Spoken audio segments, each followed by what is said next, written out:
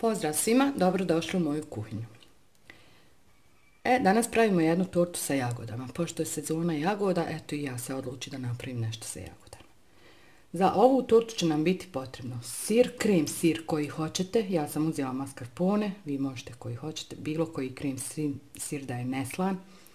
Maslac, slatko vrhnje, 2 kašike pavlake kisele, jagode, keks isto mljeveni po želji koji hoćete. Ja sam uzela plazmu, bijela čokolada, jedan instant želatin, meni je on bolji od onog u onim vrećicama i direktno se sipa u šlag. I jedan ovaj žele sam uzela, on će mi trebati, to sam našla i stvarno je dobar. Žele za kolače i dezerte, kod mene je sa okusom jagode. Pa da krenemo. Prvo što ću uraditi je da ću žele pripremiti po uputstvu sa vrećice. Znači sa 100 g šećera pomiješat ću ovaj prah žele i dodat ću 500 ml vode i pustiti da zavri. Kad zavri onda kuhati još minutu samo i ostaviti da se ohladi. Znači moramo stalno miješati dok kuha. U ovu tortu nisam uopće stavljala šećer, zato jedino što ću koristiti šećer je ovo što ću staviti u ovaj žele, pošto ide bijela čokolada pa da mi ne bude preslatko.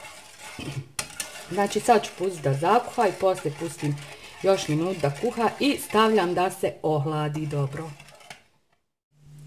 Evo ga, žele je gotov, sad ću ga preručiti u ovu žutu zdjelicu, ona će mi poslužiti kao kalup neki. Ali prije nego što ja stavim to u frižider, normalno ne može odmah vruće u frižider. Kad se pođe malo žele zgušnjavati, kad vidite, onda dodajem 100 g ovako nasjeckanih jagoda unutra. I to sve lijepo da se u frižideru stisne. Evo sad ću ga preručiti ovdje. Ovaj žele možete kupiti u svim trgovačkim centrima i dobar je. Znači kad se pođe malo zgušnjavati, to ćete vi vidjeti, onda dodajem ove jagode unutra. Kalup sam uzela promjera 24 cm, okolo sam ga obložila, samo okolo, ne unutra, prozirnom folijom. Ovdje sam stavila keks i maslac i sve sam to dobro izmiješala. Sad ćemo unutra staviti ovo sve u kalup i dobro utisnuti u dno kalupa. I ostavit ćemo u frižider da se fino stegni. Slobodno rukama ovako.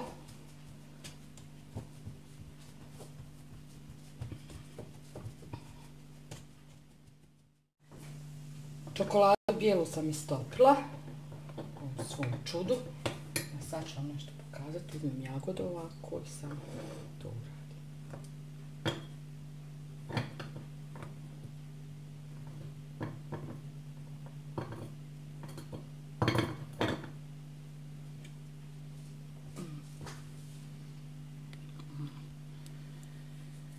Slatko vrhnje ću posebno omuta, ovdje sam stavila mascarpone sir, kiselu pavlaku, to ću izmiksati. Dodat ću bijelu otopljenu čokoladu unutra i instant želatin. I onda ću to sve zajedno sjediniti, dobro izmiksati. To će nam biti fil.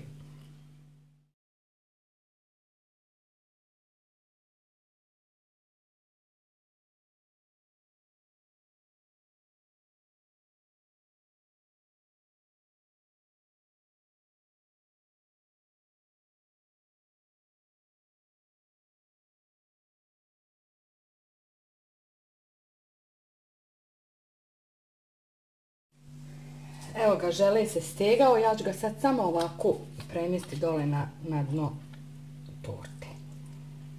Nema veze ako ovako malo. Ruku sam prije toga malo navlažila. Sada sipamo fil odozgo i torta ide na hlađenje.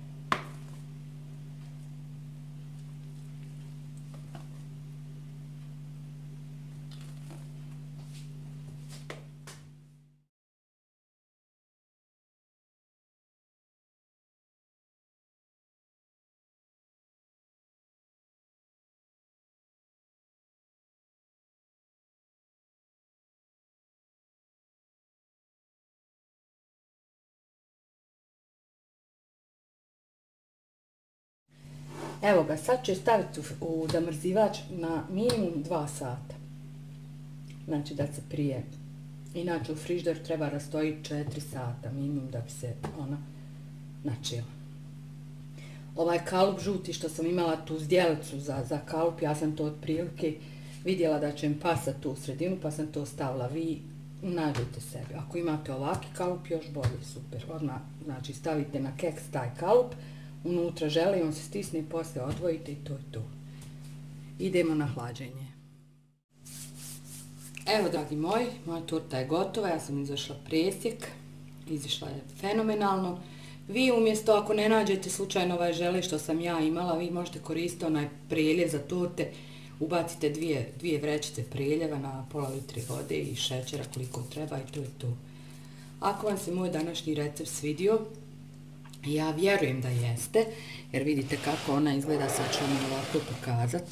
Ja sam je malo ukrasila sa ovim jagodicama, stvarno je super.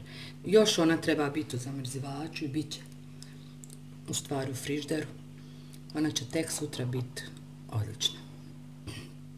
Eto, prijavite se na kanal, lajkajte ako vam se sviđa.